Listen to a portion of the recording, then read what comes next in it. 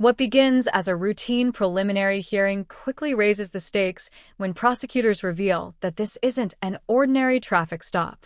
Sean Shaw stands before Judge Melissa R. Mogen facing a felony operating while intoxicated case after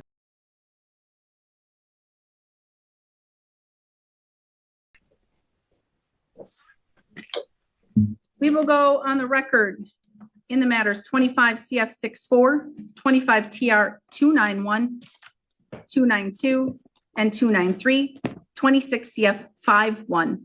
State of Wisconsin versus Sean Shaw. The state appears through Assistant District Attorney Jose Vila in person. We have Mr. Shaw, who is appearing in person with his counsel, Daniel Chapman. We're set here today in these matters for status conferences as well as a preliminary hearing. This matter is proceeding as a preliminary hearing in 26 CF 51. Mr. Vila, please call your first witness. Thank you, Your Honor. The state calls Officer Tyler Hoagland. Officer Tyler Hoagland. I think this is the first time I've seen you up here testifying. Please come forward, raise your right hand. You're going to be sworn in and then come have a seat over here on the witness stand. You swear that the testimony you're about to provide today for this matter is the truth, the whole truth, and nothing but the truth? Yes.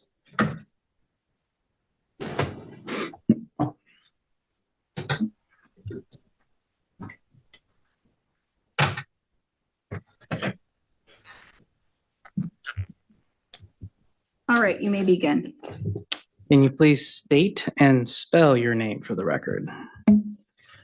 Tyler Hoagland, Tyler, last name Hoagland, Hoaglund. And how are you currently employed? I'm employed with the St. Croix Trial Police Department.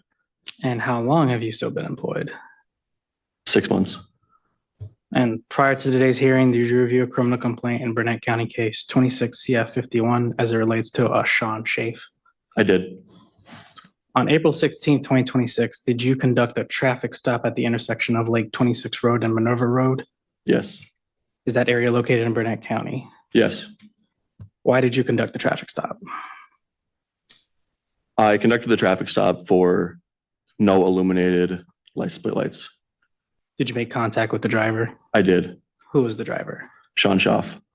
How'd you identify him? His Wisconsin driver's license. Okay. Do you see that same Sean Shaff sitting here in the courtroom today? Yes. Could you please identify Mr. Shaff by where he's sitting and what he's wearing? Yes, he's sitting in the right chair there in looks like to be a t-shirt, a gray t-shirt, black t-shirt. The record reflects that Officer Hoagland has identified Mr. Shaw. Was anyone else in the car? Yes, there was what appeared to be 3 children under the age of 16. Okay. Did you speak with Mr. Shaff?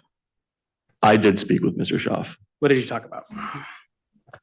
I was just conducting a simple traffic stop. I collected his the proper identification, his insurance, and then I kind of went about my day is to running him through our tribal dispatch system, and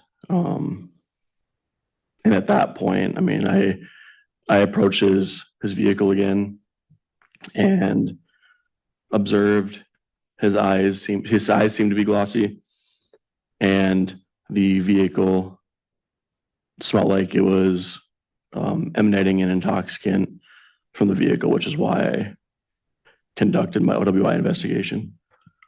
When you say conducted an OWI investigation, what did you do?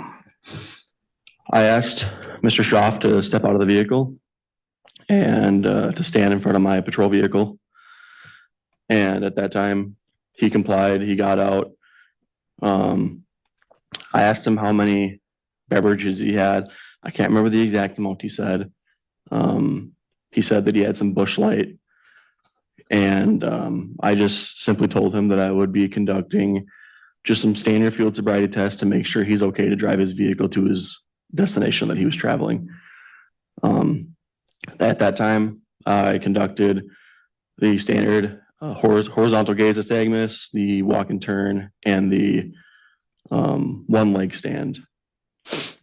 Did you notice any clues on the horizontal gaze nystagmus? Yes, I did. How many clues did you observe? I don't quite recall. Okay. The next test you conducted was the walk and turn, correct? Walk and turn, yep. Did you notice anything there? Yes, I did. What'd you notice? I noticed that when he was walking, he was unable to keep his feet when he was walking. He was unable to keep his feet heel to toe like I instructed. Mhm. And I don't recall. I believe he took the wrong amount of steps, but I can't completely remember on that. Okay. And the other test you conducted, what was it? It was the one leg stand. Did you notice anything there? Yes, Mr. Schaaf was unable to keep his balance through the duration of the test, and he was swaying. Okay. What'd you do after completing the field test?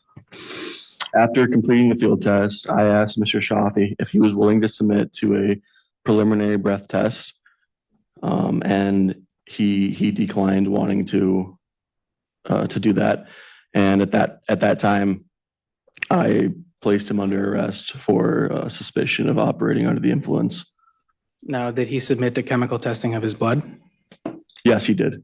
What were the results there? I don't recall. I just got the blood tests back, and I just issued the citation not too long ago. I don't recall what the reading was, but I do know it was above the legal limit. Okay. So you said you placed him under arrest for operating while intoxicated. Yes, sir.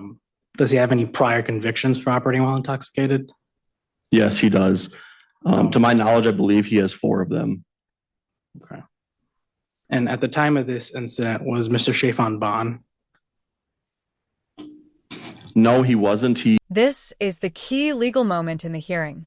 At a preliminary hearing, the court is not deciding whether the defendant is guilty or innocent. Instead, Judge Melissa R. Mogen must determine whether the prosecution has presented enough evidence to establish probable cause that a felony offense was committed and that the defendant probably committed it. Officer Tyler Hogland describes the initial traffic stop, observations of possible impairment, field sobriety tests, the defendant's refusal to take a preliminary breath test, and subsequent blood testing. The defense also questions the officer about body camera footage and the original reason for the traffic stop. At this stage, the judge weighs only whether the legal threshold has been satisfied for the case to continue. What do you think? Should probable cause alone be enough to move a felony case toward trial, or should courts require stronger evidence before binding a defendant over? Let's return to the courtroom. He understands the charge and the maximum penalty, or charges and the maximum penalty. He does, Your Honor. Waive formal reading. We will waive reading of the complaint and plead not guilty to the 2 counts. Not guilty plea will be entered on his behalf. He is entitled to a jury trial. You would be entitled to a speedy trial should you request one. We need to get the matter scheduled for a status. You're having surgery on July 29th. And did your doctor give you an approximate amount of recovery time? Not really, but he said I'll have to have a catheter for 2 months.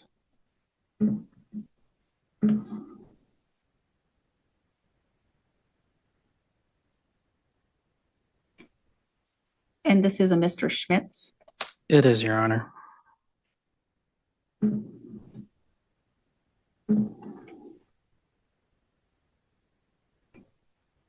September 10th in the morning, Mr. After reviewing the testimony and arguments presented during the preliminary hearing, Judge Melissa R. Mogen concludes that the state has met the relatively low legal standard required to establish probable cause. The court formally binds the felony case over for further proceedings, accepts the defendant's not guilty plea during arraignment, and schedules the next status hearing while also accommodating the defendant's upcoming surgery and recovery. It's important to remember that this ruling does not determine guilt. Instead, it simply allows the criminal case to move forward through the judicial process where the evidence can be fully examined. If you found this case as intense as we did, hit that like button, share your thoughts in the comments, and don't forget to subscribe for more powerful courtroom breakdowns.